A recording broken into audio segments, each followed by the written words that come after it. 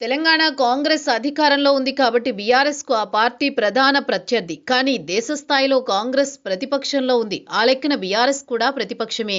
అందరూ కలిసి అధికార పార్టీని నిలదీయాలి. కానీ కేటీఆర్ మాత్రం మోదీ పాలనపై ఒక్క మాట మాట్లాడడం లేదు. కానీ విపక్ష నేత రాహుల్ని మాత్రం విమర్శిస్తున్నారు.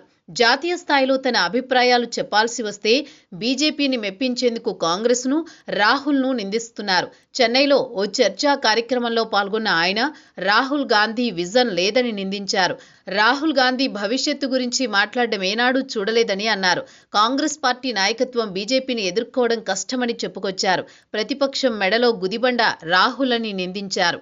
ఈ కార్యక్రమంలో కేటీఆర్ తెలంగాణ గురించి, తమ పాలన గొప్పతనం గురించి, కాంగ్రెస్ చేతగానితనం గురించి, రాహుల్ అసమర్థత గురించి చెప్పారు. కానీ అసలు మిస్ అయింది మాత్రం కేంద్రంలో పాలన గురించి మాత్రం మాట్లాడలేదు.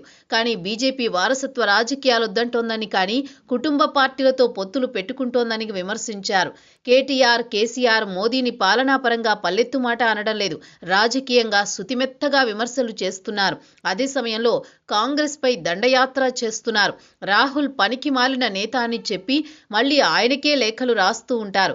బీజేపీని పొగడలేక కాంగ్రెస్ను తిడుతున్నట్లు కేటీఆర్ తీరు ఉందన్న సెటైర్లు వినిపిస్తున్నాయి.